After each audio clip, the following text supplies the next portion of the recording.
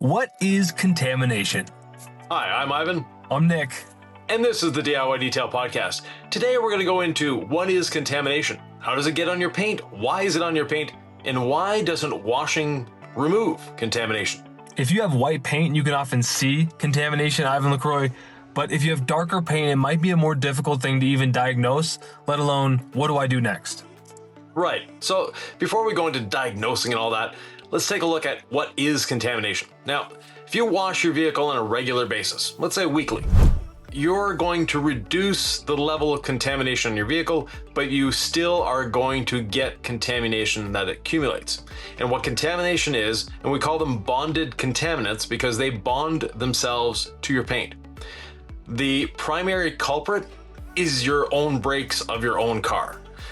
Because as you're braking, there's hot metallic dust that comes off your brakes and attaches itself to your paint. And the reason it attaches itself to your paint is your paint is plastic. Take a hot piece of metal, stick it to plastic, it's going to stay there. And no amount of scrubbing with a microfiber wash mitt or a sponge is going to take it off. Other contamination, soot from diesel engines. There is all sorts of industrial contamination. If you drive on a gravel road, you're going to get accumulated contamination from the dust in the air. Pollen is a good one if it stays on the car too long. Bird droppings, tree sap, you name it. There's all sorts of things that bond themselves to your paint, and then we need to remove them. Now, we have a lot of strategies on removing it, but first let's identify how can I tell my paint is contaminated? Well, it starts with a good hand wash, Ivan. Definitely. You want your paint to be clean. That's the only way to identify if it's actually just dirty or contaminated. Once your paint is clean, you've hand washed it, and Nick's got a lot of interesting videos on the House of Rags channel. I'm calling him now the gorilla washer because he goes to different places like a Walmart parking lot or in front of a car wash to wash his car in the street. So anyways, you can see him there. It's kind of stressful doing that, Ivan. It's a lot to think about. And I'm already someone who finds the efficiency part difficult. So it's just a lot that goes into the thought process of what do I do? I want to keep it going, but I'm like, it's just exhausting, trying to think about it and then do it.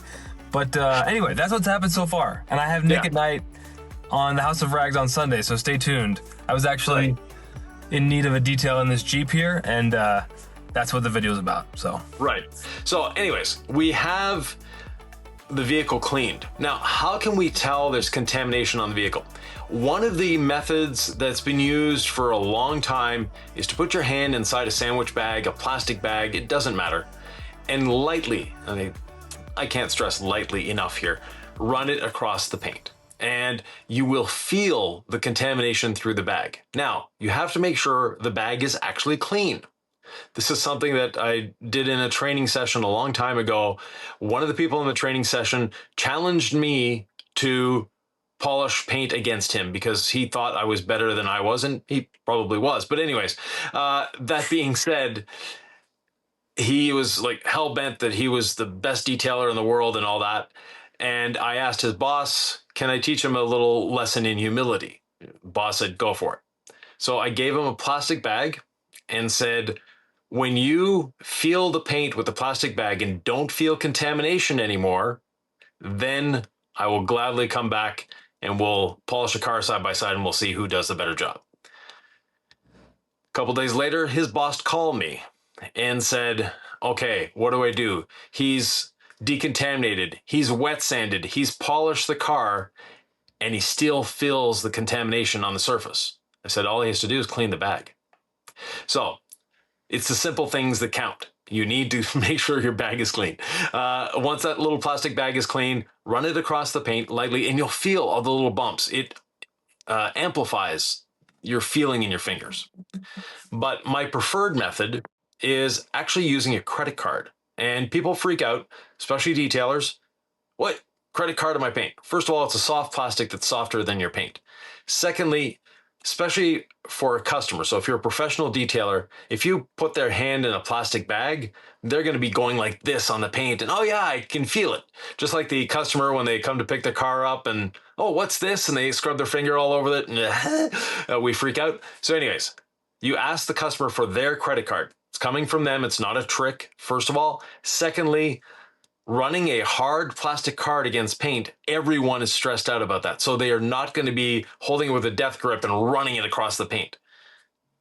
You just lightly hold it between your fingers, no pressure, run it across the paint. You will feel and hear the contamination. Now, if you have a white car, like Nick mentioned, go around the back of the car, around the license plate, especially if it's a hatchback, and you will see, if it hasn't been decontaminated in a while, you will see little microscopic rust, little rust marks.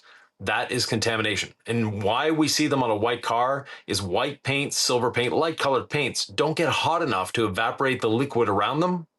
Therefore, the little piece of brake dust that's there actually starts rusting. So, Ivan, what do we do with this knowledge? Okay, we know our car is contaminated. Don't freak out. It's not the end of the world. And you could have decontaminated your car last week. You wash it, you feel it this week, and you will still feel contamination. It accumulates over time, but you don't want to let it sit there too long. Now, before we get to actually decontaminating the paint, strategies to keep your paint from getting contaminated or slow down the growth or the implication of contamination. So, let's look for prevention before we look for the cure. The prevention is keep your car clean.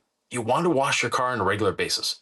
The more often you wash your car, and I'm not saying wash it 6 times a day, but if you're washing it once a week, it will be easier to wash every time you wash it. And some of the contamination won't have a chance to bond or really work its way into the paint. And the reason a lot of contamination works its way into the paint, let's take soot from a diesel engine. So, the kid with the Duramax with the big stack and the rolling coal, you don't want to follow that person too closely.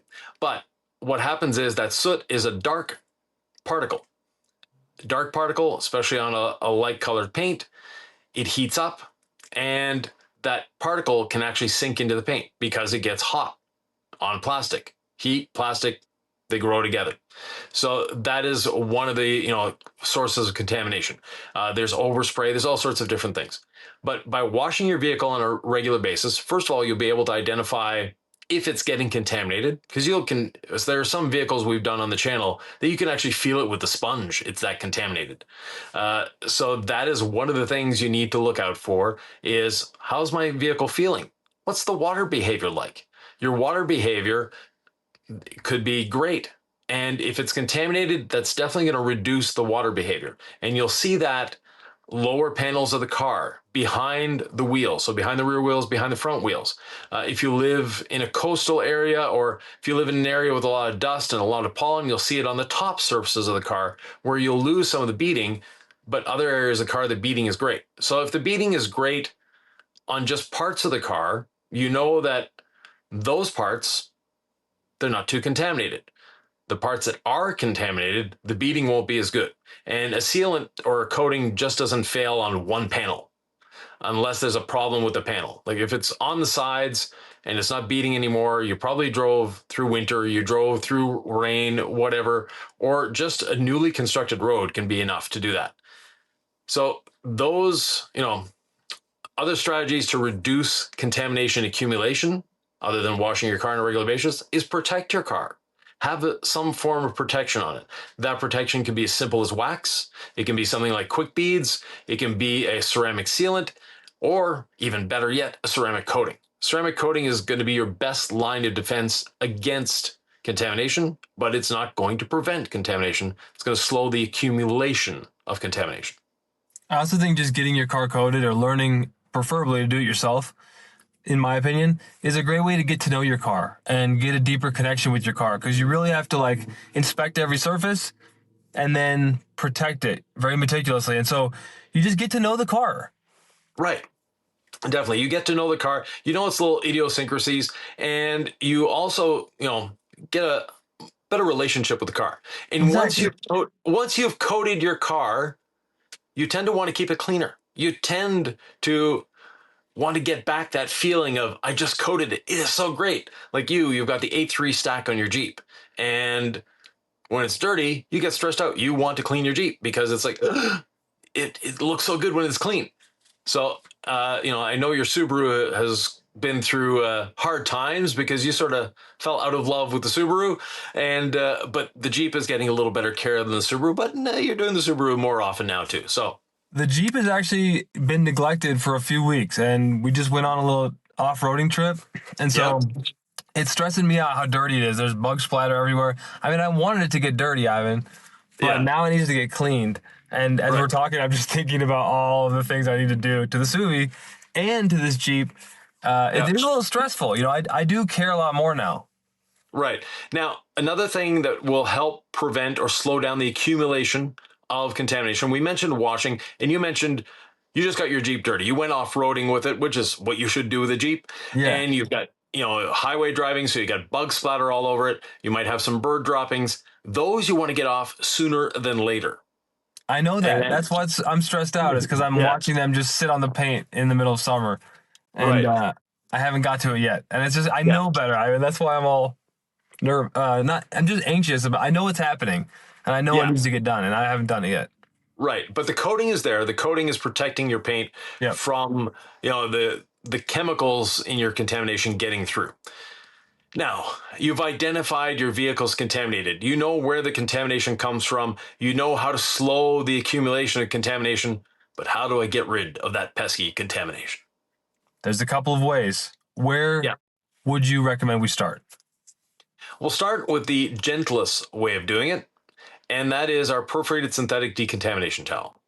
Now, the perforated synthetic decontamination towel, by the way, next Friday, Nick and I will be having a live event right here on YouTube on the 11th, I believe. Yes. I believe, So, yes, sir. Mm-hmm. yeah. So the 11th of July. So if you're watching this, in 2038, we did this back in 2025. But nonetheless, we had a live event, or we will be having a live event next Friday to introduce a new decontamination tool to the industry. And hopefully the other influencers that we sent it to didn't, drop it or premiere it before that. But anyways, if they have, you already know what it is. But as we're recording this, no one has shown it in public yet, which is a good thing. But what we're doing, I want to ask you, actually, I want to let people into some inside baseball. So if I record a Nick at Night video where I deeply clean this Jeep, do you want me to use this new tool in it? probably not. Okay, so we're going to hold off. All right, so it has to we're stay gonna a hold- mystery to the people for longer. Yeah. Okay. But I anyways, tried. Okay. yeah. So the perforated synthetic decontamination towel is the safest way of decontamination. Now, the towel itself is not the only thing you need. You need one of 5 additional tools, and those tools are lubrication. A clay towel needs lubrication. Now, the other tools that are available, there are clay pads that are sponge backed. There are some that go on a polisher, and you can do that. They're very aggressive. There are clay towels that are not perforated, that again have a little more aggressivity to them. And there's the clay bar. And the reason we call our clay towel a clay towel is because the clay bar came first, and people associate clay with decontamination. It's actually a perforated synthetic decontamination towel, but SEO obliges us to say that it's a clay towel because that's what people search for. And that's what the first people that came out with clay towels, that's what they called them. They called them clay towels, even though no clay is involved in them whatsoever. But You bringing up the non-perforated towels makes me nervous. I didn't design any of these, but Yeah. I've tried a lot of them. And not naming any names, but the ones without perforations, whether they're the handheld sponge or the mitt, they just seem more dangerous. And I just speak from experience because I think I've marred some paint with those. you have definitely. Okay. Yeah, but- that's what I remember. I remember one of them was like really bad. Like I had to figure out how to wet sand the scratch out because I dug too deep in with it.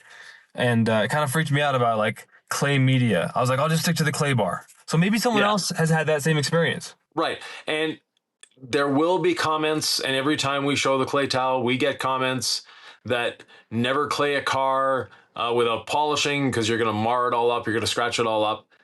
With proper technique, proper tools, proper lubrication, you do not mar the paint with a perforated synthetic decontamination towel.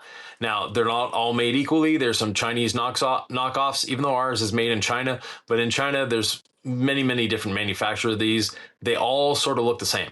But when you get them in your hand, that's when you feel the difference. So the cheap ones, you get what you pay for, unfortunately. Now, the decontamination towel is by far the safest. And after that, we have the solid surface towels, the solid surface things that go on little pads that go on your polishers. Then we have the clay bar, and the clay bar comes in different levels of abrasiveness. The synthetic towels, most of them don't have any abrasive in them. So properly lubricated, you won't get any marring. Now, lubrication. We have two basic things for lubrication that you need. Your choice, rinseless or Incredible Suds. One of the two. And you leave those on the surface. So after you're done your contact wash, you leave the rinseless residue or the Incredible Suds residue on the surface. And then you add one of three things. The favorite one for me is ceramic gloss. So the rinseless is there. You add a bit of ceramic gloss, you agitate, you do the panel, you dry it, and you're done.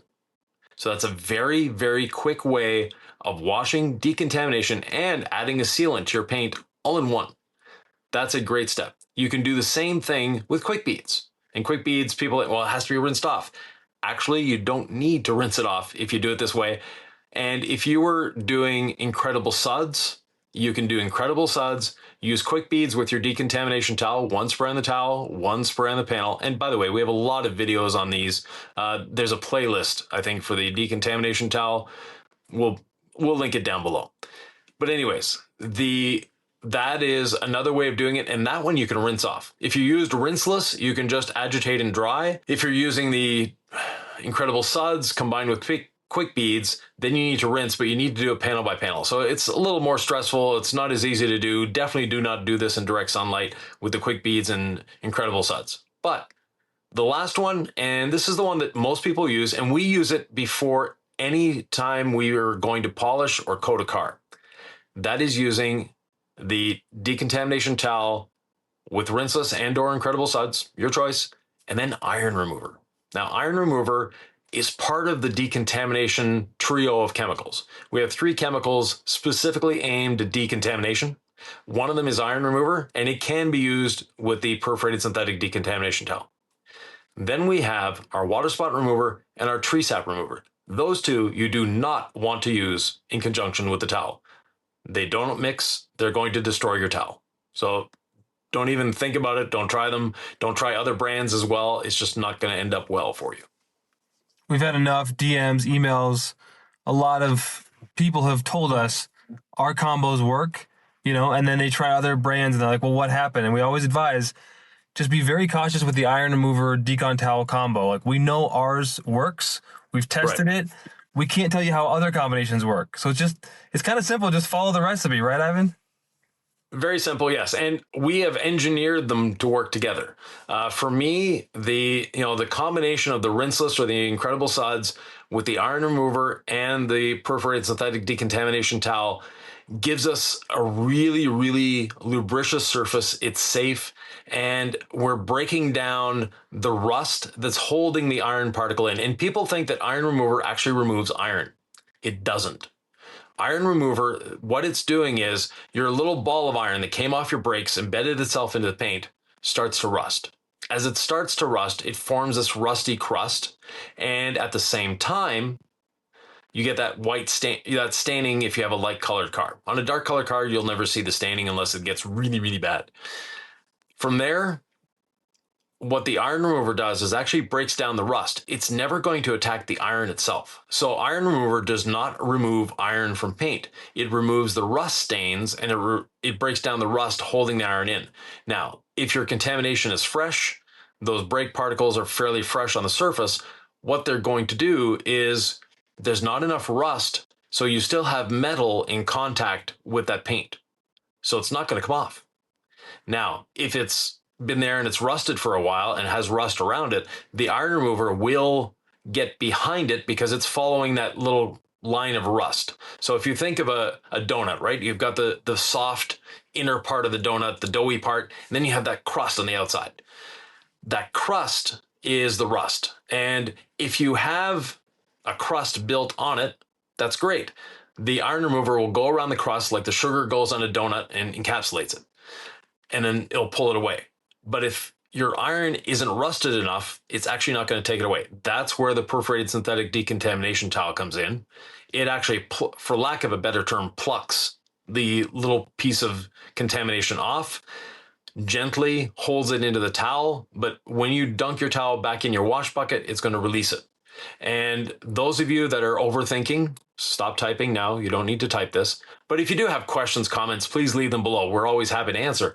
But at the same time, that little rust or that little contamination you're taking off the paint is so microscopic, you needed a way of feeling it because you can't see it. And it's so small that it's not going to scratch your paint. And the decontamination towel, the surface is soft enough that it actually brings it into the surface, because the surface is softer than the paint and the surface is softer than the contamination.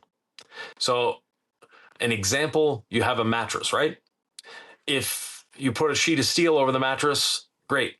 The whole sheet of steel is flat, that's fine. If you put a ball on the mattress with the sheet of steel on it, the ball is not going to go into the mattress.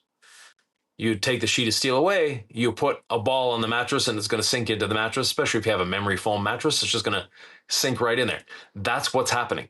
So the decontamination towel, the surface of it is soft enough that your little particles are not necessarily embedding themselves, they're not going into it like a clay bar, because a clay bar, what it does, it holds on to the contamination. And we've shown it on our channel, and many others have done it. If you've used a clay bar, you do a small section, you look at the clay bar and it's all just covered in crud and it's changed color.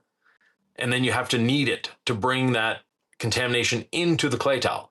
With the perforated synthetic decontamination towel, or clay bar, sorry, with the PSD towel, you're not putting it into the surface. The surface is soft enough that it's going to give it somewhere to go, but as soon as you put it in your towel, it's going to release it. Just like our sponge releases it into the surface, into the wash bucket, same thing happens with a decontamination towel. It will release that contamination. It just sort of bounces off of it.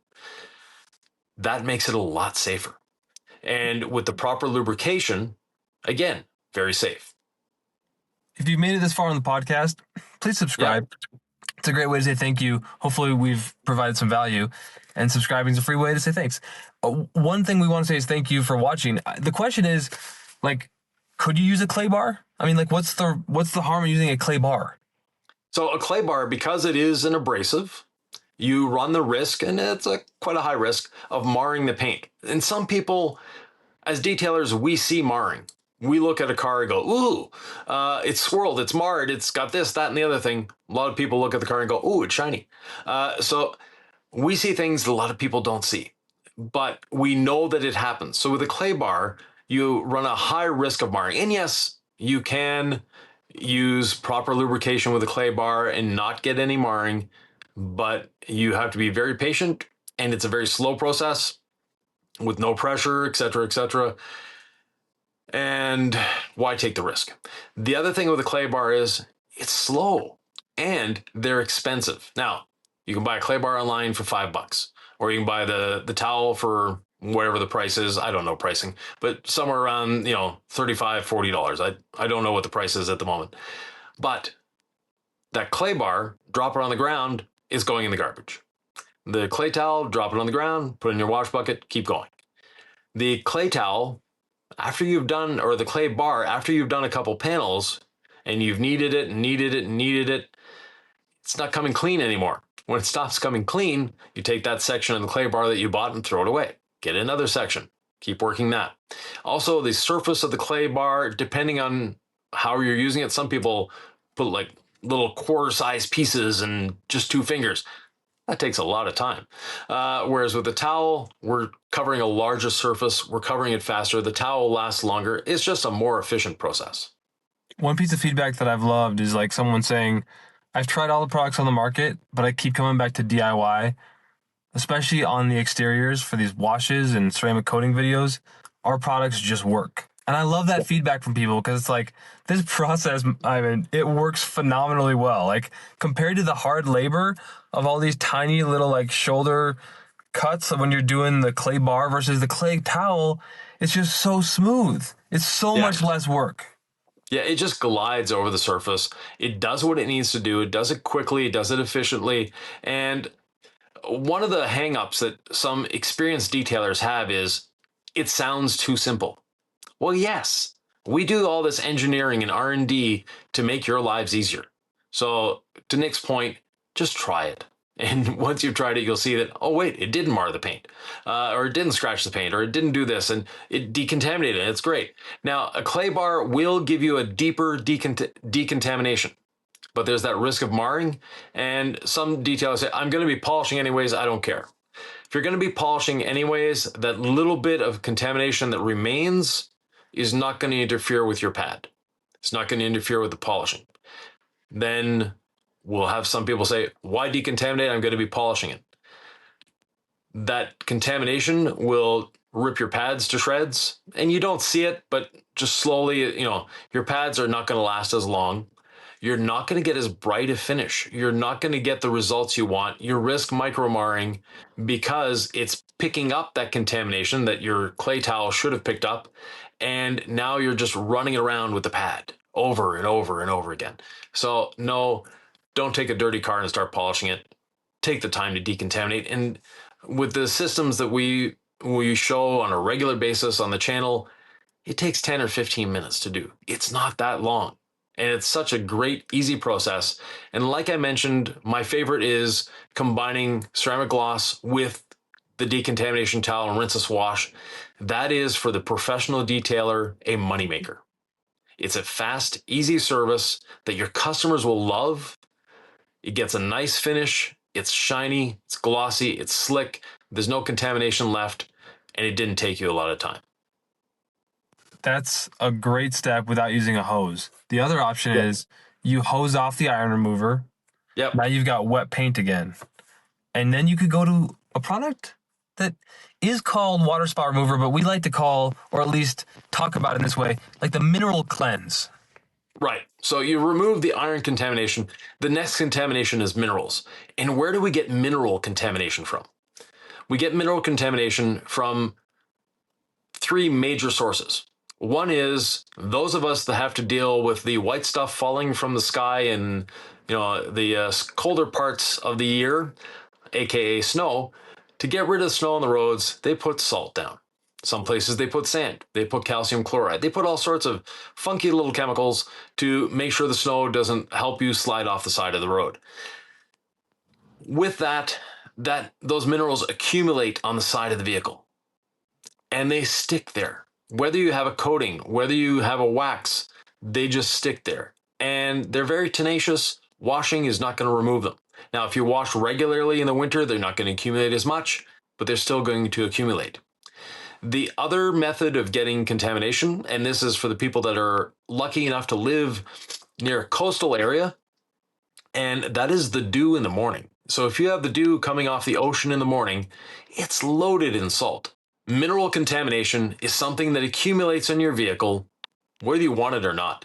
And there are three major sources of mineral contamination. Those of us that live in the northern, colder areas where we get snow on the roads, when you have snow on the roads, there's government agencies that go around spreading salt and sand and calcium chloride and all sorts of things on the road to make sure that you don't slide off the road.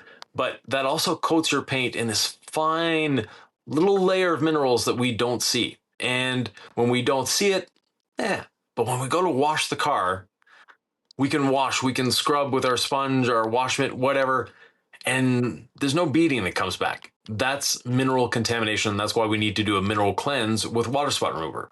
The other area that gets it is coastal areas. They have the dew in the morning. That dew is salty, and I'm not saying to go out and taste your car. Trust me, it's saltwater dew. And in those areas, it's the top of the car that loses beading before the sides because of that. Now, the last area is people that live in the country, drive on gravel roads through construction sites. You get mineral accumulation on the surface, and you might live in, let's say, sunny South California, right?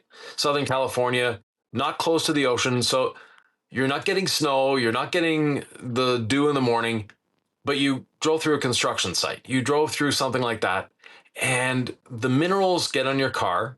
They're there, that dust, that, you know, the dirt from driving down a gravel road. And when they get wet, those minerals now attach themselves to your paint. So those of us that drive in the winter, the whole side of the car gets plastered. And you'll see that whole side of the car, the mineral contamination. In the spring, you go to hose it off and nothing, the water's just dead. There's no beading whatsoever. The person that has the dew in the morning, of course, it's the top surfaces. And then the one that thinks that there's no way I got mineral contamination because I didn't drive through snow, I don't live on the coast, etc. If you drove on a gravel road, if you drove through fresh construction, something like that, you probably have mineral contamination because you get that fine dust on your vehicle, it gets wet, the minerals attach themselves to the paint. Minerals are very, very tenacious at attaching themselves to the paint. Once you've identified you have minerals on your surface, the next thing you do is remove them. And a mineral cleanse is the most satisfying and easiest part of decontamination, meaning you spray it on the surface, a clean surface that you've done the iron remover, you've done the decontamination towel. Now you're just dealing with the paint and what's left with the minerals. When you do that, the beading might come back. And if your paint has any beading to give, this is when the mineral cleanse will do the job. And there's been all sorts of rumors going around the internet that we added something in it to make it bead. There is nothing in it to make your paint bead. All it's doing is cleaning. The acid that's in it is lactic acid, and lactic acid does not play well with sealants. So even if you try to mix a sealant into it, it's not going to do anything. It's just going to curdle up. So don't worry, there's nothing in there. But what it's doing is it's exciting the paint. And by exciting the paint, if you look at it this way, your paint is like this. I won't hide the microphone here. So your paint is like this, and it's all bunched up together. It's all full of minerals, and it's sort of folded over. And then you put the mineral cleanse on it, and it's like a crowd going crazy at a concert. The hands all go up, and now that paint is open. That is the lotus effect, and now your water bead, instead of sitting flat here, you've got all these little spaces, so your water has to bridge, and as it's bridging, it creates beading. That's why it seems to a lot of people that we put in something that creates beading. There are vehicles that I've done with our water spot remover that even after you've done the treatment, there's no more beading than there was before, but the whole car was like that. That comes down to the paint, that comes down to oxidation, all sorts of different things. But if your paint has any beading to give, yes, it will give it. And don't think that there's some secret ingredient in it. It's lactic acid, a few other basic things. It just works, and it's a product that does what it's supposed to do, cleanse your vehicle of minerals. And then the final decontamination product that we have is our tree sap remover. And our tree sap remover, the name is not misleading, but it would be too long if we told you everything it did. So it's a tree sap remover, it is a tar remover, and it's an adhesive remover. And it's the last one you want to do because washing can remove some of the tar, some of the adhesive on the surface, and some of the tree sap. Next step, your decontamination towel might get rid of more. The iron remover gets rid of some of those, and the water spot remover gets rid of some of those. If you have adhesive, if you have tree sap, if you have tar left on the surface, after all of that, that's when you use our tree sap remover. So it's the last ditch effort in decontamination. Then from there, you're ready to do what you'd like to do next.